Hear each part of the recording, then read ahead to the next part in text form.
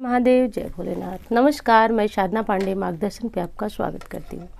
दोस्तों, मैं बात करूँगी आज वट सावित्री व्रत की। यदि पूजा करने जा रहे हैं तो उसमें कुछ विशेष सामग्रियाँ आपके पास होनी चाहिए, तो उनकी बात करूँगी। और सारी सामग्रियों को आप नोट कर सकते हैं, इन्हें एक एक करके कैसे चढ़ाना है ये सारी जानकारियाँ आप ले सकते हैं। तो दोस्तों, बात कर लेते हैं सामग्रियों की। देखिए, वट सावित्री व्रत में कुछ सामग्रियां ज़रूरी होती हैं, बाकी कुछ सामग्रियां आपकी क्षेत्रीय मान्यता के ऊपर टोटल निर्धारित होती हैं। तो सर्वप्रथम तो देख लीजिए कि आपको कौन कौन सी चीज़ें ज़रूर लेनी है। सबसे पहले हल्दी। दोस्तों, हल्दी एक मतलब ये कहें कि इस पूजा के लिए अनिवार्य है, बेहद ज़रूरी है। हल्दी आप जानते हैं शुभता की निशानी मानी जाती है, इसलिए हल्दी सर्वप्रथम आपको लेना है। और ये चाहिए सुपारी, कसैली, जो भी बोलते हो आप, ये ज़रूर चाहिए। एक तो कलश में डालने के लिए, और दूसरा आप यदि गणेश जी की स्थापना करेंगे तो ये कसैली आवश्यक है। पान के पत्ते चाहिए, और ये रोली भी देखिए, हल्दी रोली बहुत आवश्यक है, तो इन दो चीज़ों को तो भूलिएगा मत। और ये चाहिए आपका सिंदूरा जो भी हो, छोटा बड़ा, उसको ले लीजिएगा। और ये एक सिंदूर चाहिए चढ़ाने के लिए, वैसे इस सिंदूर में से भी चढ़ाया जाता है। इत्र चाहिए, और ये देखिए कुछ स्थानों पे कच्चे सूत की फेरी लगाई जाती है, और कुछ स्थानों पे इस तरह कलावा की जो है फेरी लगाई जाती है। तो जो भी हो आप ले लीजिएगा। और ये है धूप बत्ती, कोई भी धूप बत्ती ले लीजिएगा, धूप बत्ती भी अनिवार्य होती है चढ़ाने के लिए। अब यहाँ देख लीजिए, ये अलग से हमने रखा है, रोली है। ये सिंदूर, जो येलो वाला सिंदूर है, बेहद ज़रूरी होता है, तो वो है ये। और ये कुछ फूल है, और ये अलग से कलावा है जो कि वस्त्र के रूप में हम अर्पित करेंगे। तो ये चीज़ें ले लीजिए। दोस्तों, आती है दोस्तों कि यदि आप अपने घर में पूजन करने वाले हैं तो कलश रखना बेहद ज़रूरी होता है।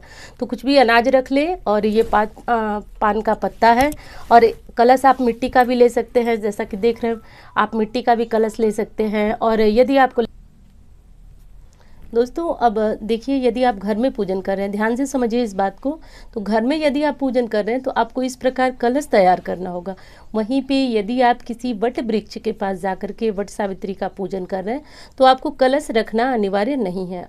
अगली और महत्वपूर्ण चीज़ ये भी है दोस्तों, जैसा कि आप जानते हैं, श्रृंगार सामग्री। तो उसमें रखी जाती है चुनरी। आप साड़ी भी चढ़ा सकती हैं, चुनरी भी चढ़ा सकती हैं। और बाकी ये श्रृंगार की सामग्री, जैसे कि आप देख ही रहे हैं, चूड़ी है, सिंदूर है, बिंदी है, नेल पॉलिश है, और ये महावर वगैरह है। तो मतलब यही सारी श्रृंगार की सामग्रियां हैं, ये रख लीजिएगा। कुछ दक्षिणा जरूर रखिएगा, इसके ऊपर दक्षिणा जरूर रखी जाती है दोस्तों। और एक और महत्वपूर्ण चीज़ है जिसको कि आप ध्यान दीजिएगा दोस्तों, ये है बांस का पंखा। आप सभी इसके बारे में जानते होंगे, ये इस पूजा के लिए बेहद ज़रूरी होता है। तो बांस का पंखा आपको बाज़ार में इन दिनों में, जैसे कि वट सावित्री पूजा की तैयारियां चल रही हैं तो सभी लोग ले रहे हैं, तो ये ले लीजिएगा। और ये पंखा बहुत आवश्यक होता है दोस्तों। कहा जाता है कि ये शुभता, बांस वैसे ही वंश वृद्धि के प्रतीक माना जाता है। बांस हमारे हिंदू धर्म के संपूर्ण जो है शुभ कार्यों में भी होता है, जैसा कि आप जानते हैं अशुभ कार्यों में भी इसका प्रयोग होता है, फिर भी बांस को हम शुद्ध मानते हैं।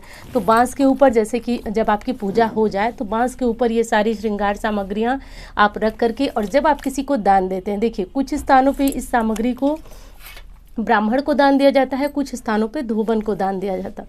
तो आपके यहाँ जो भी परंपरा हो, देखिए स्थानीय परंपरा को आप मत छोड़िए, जो आपकी स्थानीय परंपरा हो, जो आपकी मान्यता हो, उसे आप ज़रूर कीजिएगा।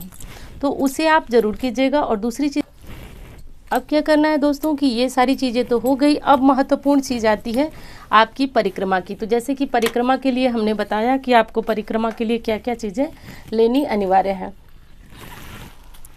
अब दोस्तों, अपने अपनी मान्यता के अनुसार अलग अलग चीज़ों से फेरी लगाई जाती है। कुछ स्थानों पे सुहाग की सामग्री से फेरी लगाई जाती है, लेकिन कुछ स्थानों पे मूंगफली या फिर अन्य किसी ड्राई फ्रूट से फेरी लगाई जाती है। हमारे यहाँ जो आसानी से लोग फेरी लगाते हैं और बहुत ज़्यादा मान्यता है इसकी, वो है मूंगफली के दानों की। तो सबसे पहले तो इसको 108 की संख्या में गिन कर ही पेड़ के पास ले जाइएगा। एक तो इससे होगा ये कि आपका जो गिनती है परिक्रमा करते टाइम वो भूलेगी नहीं, तो ये रख लीजिएगा। और रही बात भोग की, तो देखिए ये भोग ज़रूर चढ़ाया जाता है। अब आपके यहाँ ये भोग को क्या बोला जाता है, हमारे यहाँ गुलगुले, बड़गुले इसको बोला जाता है। तो ये गुड़ और आटे से बनाया जाता है, तो ये रख लीजिएगा। कुछ स्थानों पर पूरी हलवा भी चढ़ाया जाता है, लेकिन जैसा मैं बार बार कह रही हूँ, आप देख लीजिएगा परिवार में क्या होता है और शास्त्रों की जानकारियाँ मैं आपको दे रही हूँ, तो उसमें सिर्फ यही बताया गया है कि आप जो है गुलगुले या बड़गुले का ही भोग लगाए, जो कि आपके सामने है। तो वही चीज़ें हमारे शास्त्र में लिखी हैं जो मैं आपको बता रही हूँ। अब एक चीज़ और है दोस्तों, ये देखिए चने की दाल। चने की दाल आज विशेष चढ़ाई भी जाती है और चने की दाल पारण के समय भी इस्तेमाल की जाती है। तो चने की दाल या फिर चने, भीगे चने भी आप ले सकते हैं, जो काले वाले चने होते हैं वो भी आप इस्तेमाल कर सकते हैं। और जो भी मौसमी फल आपको मिल जाते हैं, जैसा कि जो इस मौसम के हों, उपलब्ध हो, वो चीज़ें आप रख लें। और इस तरह से करके दोस्तों आपकी संपूर्ण सामग्री पूर्ण हो जाएगी। एक चीज़ और बताना चाहूँगी आपको कि यदि आपको घर में पूजन नहीं करना है बट वृक्ष के पास पूजन करना है, तो उसमें से आप एक चीज़ का ध्यान रखिएगा कि आप कलश नहीं रखेंगे, गौरी गणेश की स्थापना नहीं करेंगे। और यदि आप घर में पूजन कर रहे हैं तो इस तरह की आपको एक बरगद की आपको या तो टहनी चाहिए, या फिर नर्सरी से ला करके पौधा रखें, या फिर आप बाहर जाके करें, तो सारा विकल्प है। लेकिन जो भी टहनी आप ला रहे हैं उसमें एक चीज़ का ध्यान रखिएगा कि इस तरह की कोपलें होनी चाहिए। ये कोपलें खाकर ही व्रत का पारण किया, मतलब इसको निगल कर ही, ध्यान से देखिए, इसको निगल कर ही व्रत का पारण किया जाता है। तो इस तरह की टहनी होनी चाहिए आपकी पूजा के लिए। तो ये सारी सामग्री आपको ज़रूर लेनी है। और दूसरी चीज़ मैं बता दूं कि आप यदि किसी पुराने वट वृक्ष के पास जाकर पूजन करते हैं तो उसकी तो मान्यता ही अपने आप में है, लेकिन नहीं जा पाते हैं तो कोई बात नहीं, इस तरह भी वट वृक्ष का पूजन करके अपना वट सावित्री व्रत जो है वो पूर्ण कर सकते हैं। वीडियो कैसी लगी ये तो बताइएगा ज़रूर, और अच्छी लगी तो लाइक कीजिए दोस्तों, कमेंट कीजिए और शेयर भी कर सकते हैं जिन्हें ज़रूरत है। तो मिलती हूँ इसी तरह के वीडियो के साथ। धन्यवाद।